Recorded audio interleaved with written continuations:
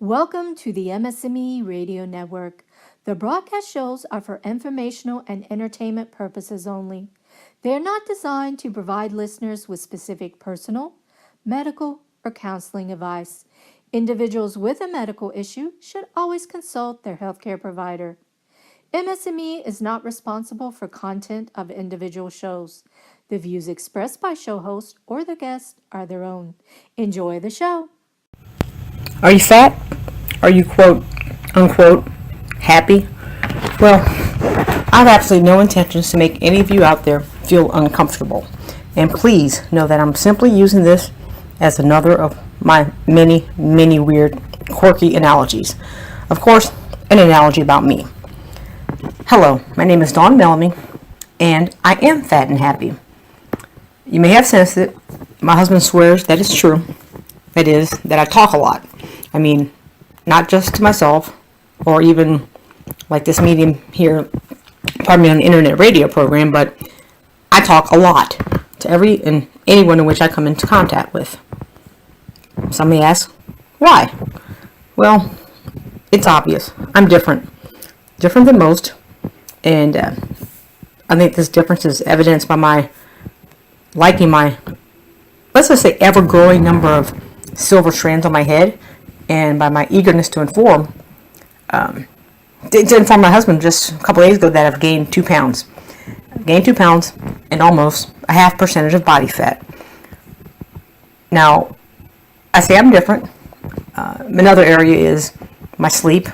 I get 9 to 10 hours average a night. Sound, by the way, sound sleep.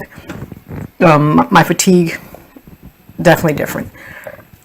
Pardon me, and I understand that, most of us with multiple sclerosis, our behaviors of these said situations are different from the general public, and I know that no two MSers are exactly the same. Well, we are the same. We are the same that, we are the same. We have MS and we share that, but the same as two snowflakes. That's about how exactly we are, any two people with a chronic illness known as multiple sclerosis. Whereas as alike as snowflakes are alike. So some of my differences may very well be your normal at any given time, and vice versa. What makes me different, what makes me unlike many of my MS peers, well, there's multiple characteristics. I greatly understand. No, I know that living with MS can sometimes feel like Gilligan on Gilligan's Island. You feel like, Gilligan, the professor, Mr. and Mrs. Howell, Mary Ann, and Ginger left you stranded on the island with the SS Minnow wreckage, while they all left the island on a rescue cruise ship, with cocktails and food and, cruise ship, all the amenities there. So sometimes, I know how sometimes with MS we feel like an outsider, or we're left out on life. A lot of things that we can't do that we once we took part in before MS was introduced into our lives. Some people say, what's the big deal? They may even ask, figuring, they're trying to figure out what's the big deal, because sometimes they figure, well, they survived on the island being a metaphor for life and challenges. Some people think, well, everybody has the same challenges, and they figure, they've survived and they can get through it as well. And pardon me, they've gotten through it, so certainly you can. That is, we can do likewise. So MSers have no excuse, and we can do just as someone without MS. Again, this is a myth, and it's just that sometimes they don't know. Is that a rude assumption? I did it. You can too. Is it insensitive? Perhaps, but I believe in giving these folks the benefit of the doubt, like my mama taught me, recognizing their ignorance, which is simply the lack of knowledge. I use this word, I use it emphatically, not derogatorily, because ignorance it basically describes a person in a state of being unaware. And It also can describe individuals who don't deliberately ignore or disregard the fact of said items that they do have minimal of any knowledge of. So with these type of individuals, I'll take the initiative and I'll share some facts. That is, facts about multiple sclerosis. Educate them with MS 101, I like to call it. Many of you are probably familiar with the basics. I'll tell them about our damaged myelin sheath, which is the covering over the nerves, and how, because our nerve coverings, our myelin sheath is damaged, it's actually similar to a frayed wire. And go on to tell them about the consequences. Similar to a frayed wire, they cause shock and bad things, electrically related, lack of proper conduction of signals in our nervous system. With these nerves that have the frayed or damaged coverings. In the case of MS, these impaired signals to and from the brain are likely to occur, is what that means. So, what's followed? Pardon me. What has followed or happened to me is, when my wires were, my coverings were frayed, basically myelin sheaths were damaged. I've suffered from impaired speech, stuttering, can't really even control my tongue, hearing impairment, vision, lost my vision, my right eye, and touch, which is something I experience every day since September 2005, without fail. I feel like I never embark on the journey of educating people about, like I said, MS 101, because sharing some basic clinical knowledge about multiple sclerosis is, kind of some people say erase MS. Basically, first of all, we need to erase the ignorance and let people know what MS is. So I take every opportunity that I can to just tell people what is, as likewise what isn't, but what MS is, what it isn't, and what it can be. Because people without MS probably don't understand fully what any individual is experiencing. And you may remember the snowflake analogy I mentioned earlier.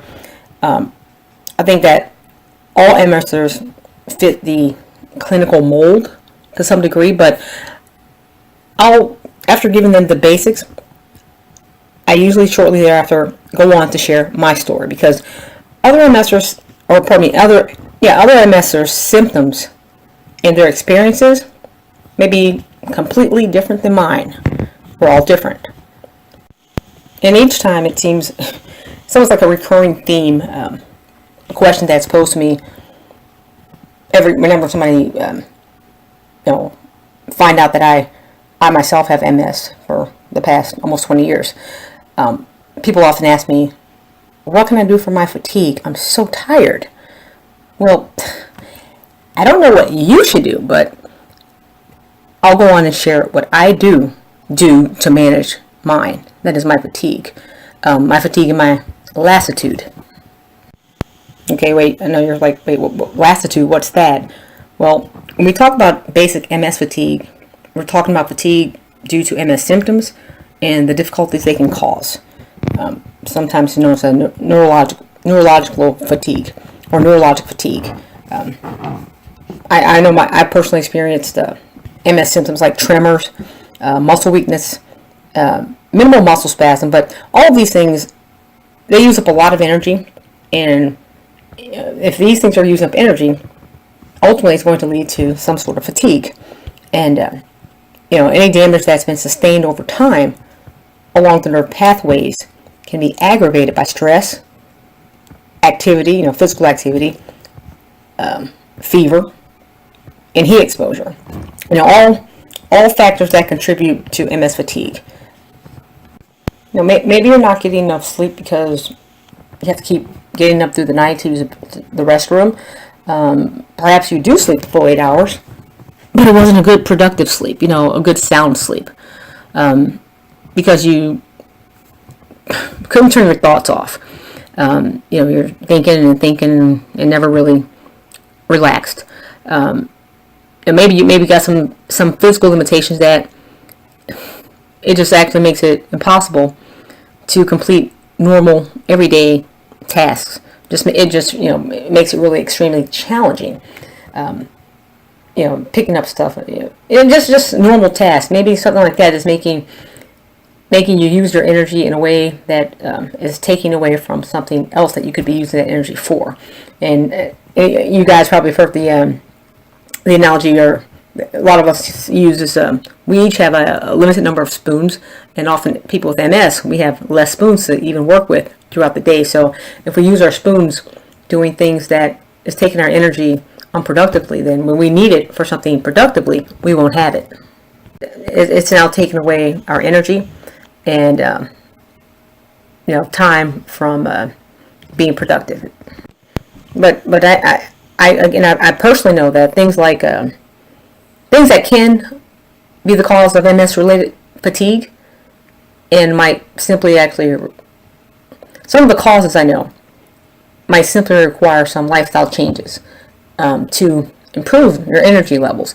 I know this specifically because earlier this year I worked with a physical therapist who showed me how to work with my disability to find easier and more energy efficient ways to get tasks done. Everyday tasks like walking, literally just walking. I hadn't realized that fatigue was a major culprit to my lack of balance and coordination. I often joke I'm clumsy. I'm not drunk. I have MS, but like I said, I didn't realize that a lot of that was due to an increased level of fatigue that I experienced throughout the day. And I'm sure many of you, I know I'm fine in the morning hours, and the fatigue just kind of increases on a slope continually throughout the day. So things like that. Pardon me, I lost my thought here. But she encouraged me to take my naps again. Kind of like a kindergarten in grammar school. I told her about my situation, and she realized she could assess my challenges that I was having just even standing up out of my chair. I would kind of wobble and things like that. But she actually encouraged me to take a nap or return to a practice that I hadn't done on a regular basis in probably a couple of years. And I told her that back in the old days, before I got married, after my first husband passed about 7 years ago, but before I got married, just over 2 years ago, I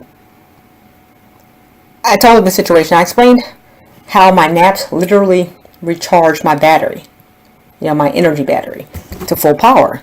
Not the full charge that I have in the morning time, but enough power to make my evenings less stressful, to get through tasks like picking up stuff, things like that, and basically, more importantly for me, resulting in less chances of falling due to balance difficulties walking and standing. So again, I guess a recap that most of the causes of basic MS fatigue may only require some lifestyle changes that can greatly help. Mine is taking naps throughout the day. Now, the other type of fatigue, known as lassitude, is MS specific. I guess it's like, what if none of these things that I've mentioned earlier are issues for you? No matter how well you sleep or how easy you try to take it, you're just always tired. Sometimes even right after waking up from a great night's sleep, you're exhausted. This is what is called lassitude. I don't know if I said latitude earlier, but pardon me, it's lassitude. Lassitude is unique to people with multiple sclerosis, and the cause is not yet known, but there are specific characteristics that help define it separately from basic MS fatigue. Lassitude usually occurs on a daily basis, regardless of how well you slept, and it tends to get worse as the day progresses. Like I told you, I said, I know mine definitely is I'm on a decline, especially after about 1 o'clock or so. It can come and go randomly at any point in the day, and it's usually made worse, or something even just started by exposure to heat or stress. Again, me personally, those are definitely triggers for me to get that MS tired. I can't do anything. I often comment, the sun beat me up today. I told my husband that, I believe last week I was driving from a restaurant at a meeting, and the sun really beat me up. I think I was driving for about maybe an hour and a half, but it literally wiped me out of my energy. Anyway, finally, it said that lassitude is more severe, of course, than regular fatigue. Again, regular fatigue we can understand. You're tired because you've used your energy doing something, not the other thing. We can kind of control that with our lifestyle habits, but lassitude, we can't control, unfortunately. I know I'm one of the people who give here I go with another metaphor, but we liken lassitude to dragging an anchor around.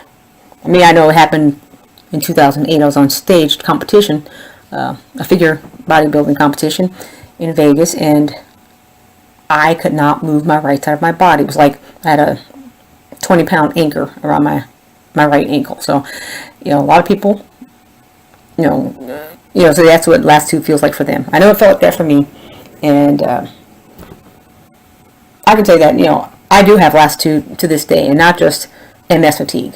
Not to mitigate how horrible any form of MS fatigue is. I know that, but I'm just saying that I have both, and I know that lassitude, it makes life miserable for some more than others.